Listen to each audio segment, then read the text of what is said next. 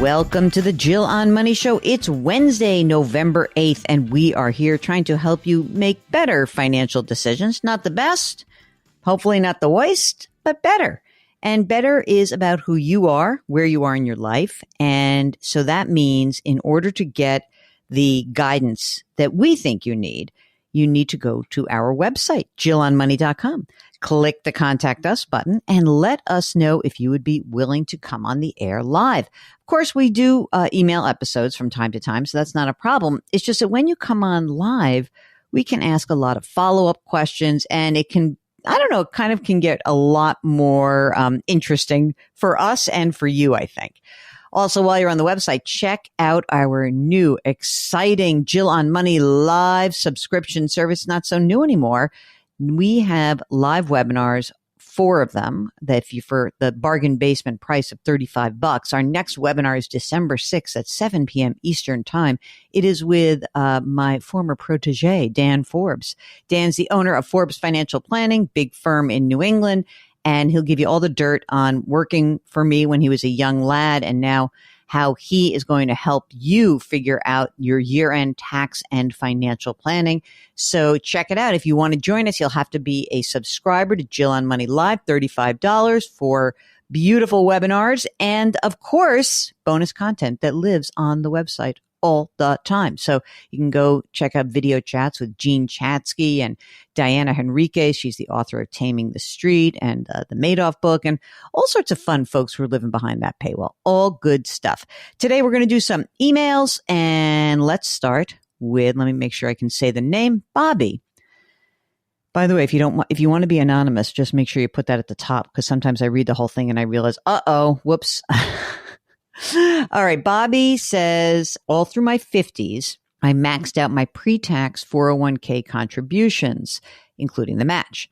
Now that I'm 61 and checking into my eventual Social Security amounts, it occurred to me that those pre-tax deductions might have been lowering my salary of record from which the government calculates the monthly amount of my Social Security payments in the future.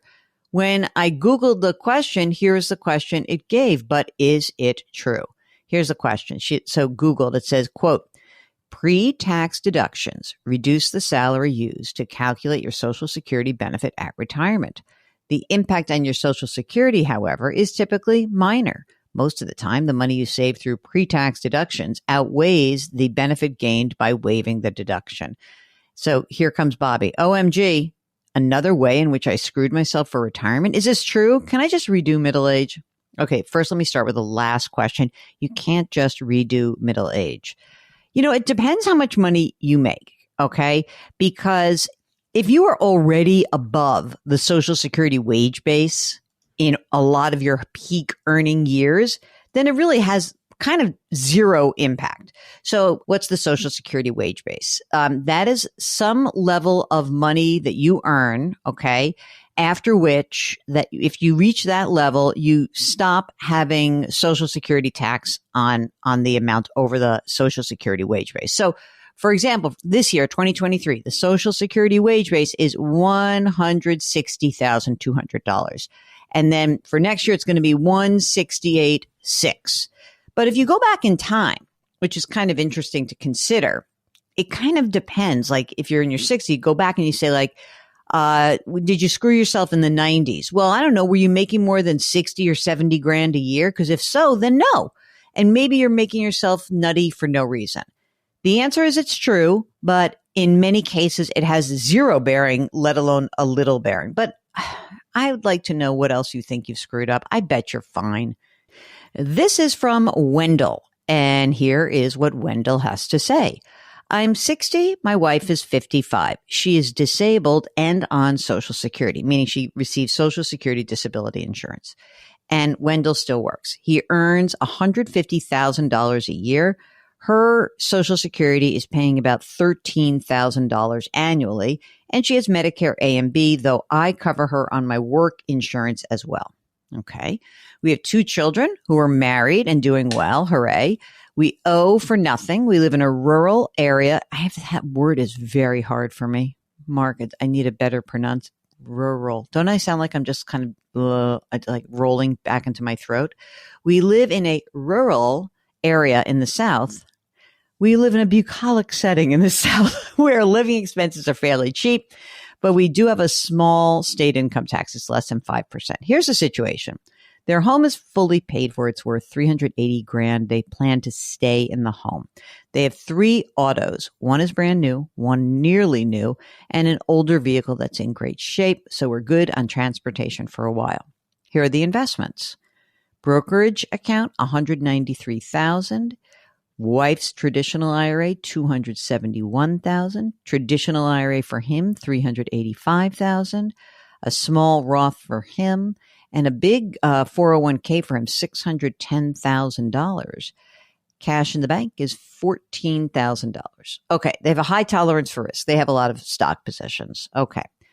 So they estimate that their combined Social Security will be $43,000 a year. They've got current living expenses at $75,000, but they think they should add an extra $25,000 or so for other stuff.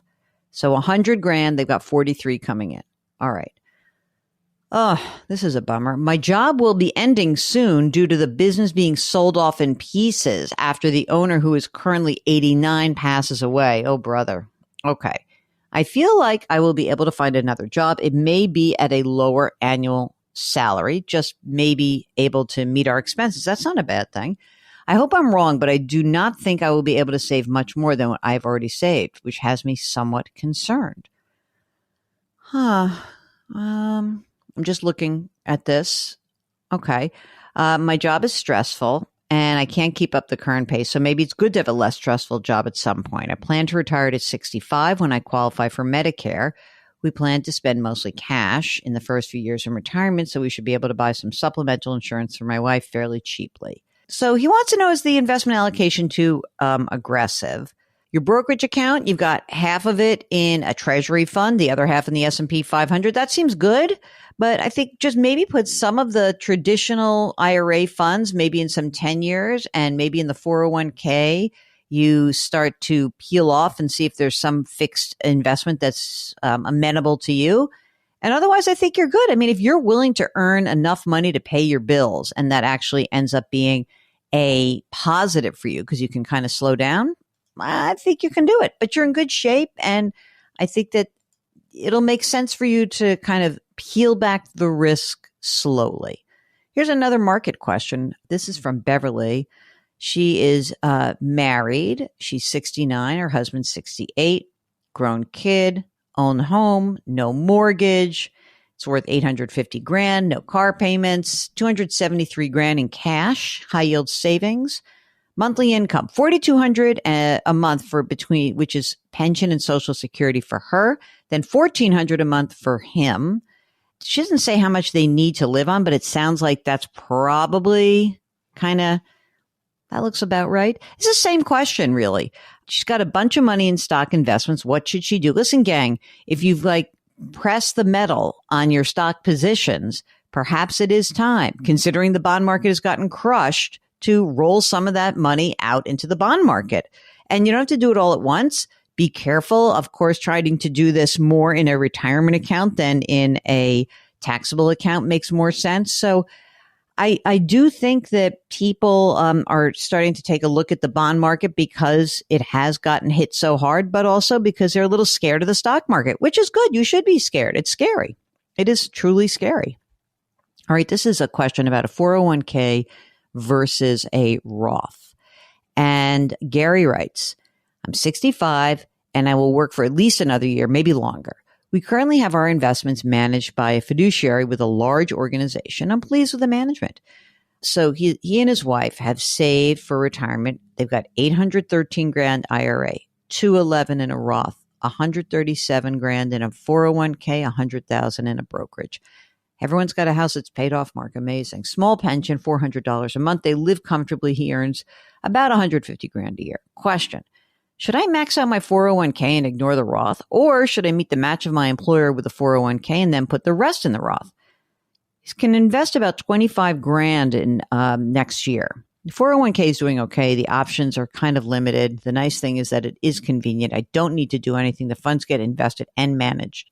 I currently have my advisor managing my retirement investments at a risk level of about 6 on a scale of 10. I would just put it up to the max. If it's just easy, do it. You know what? Really, who cares? If it's for one more year, we're talking about literally one more year.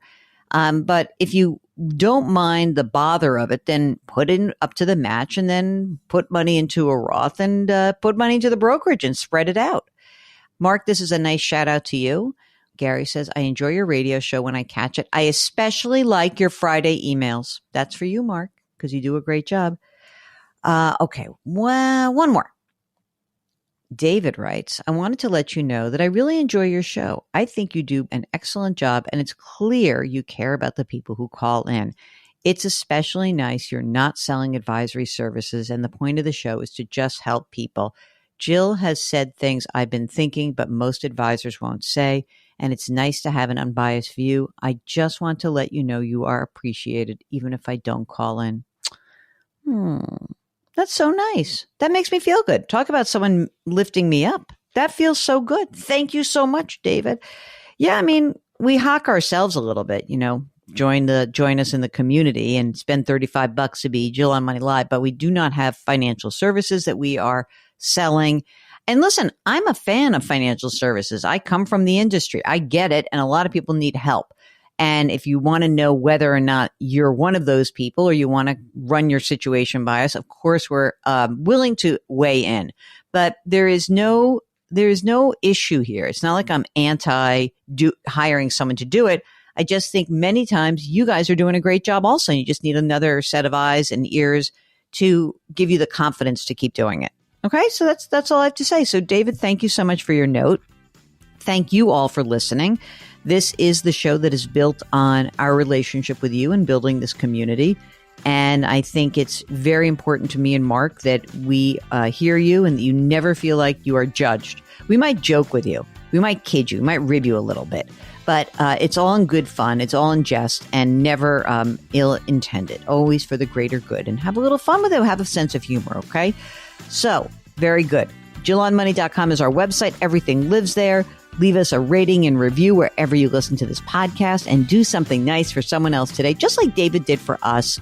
Change your work, change your wealth, change your life. Thank you for listening, and we'll talk to you tomorrow.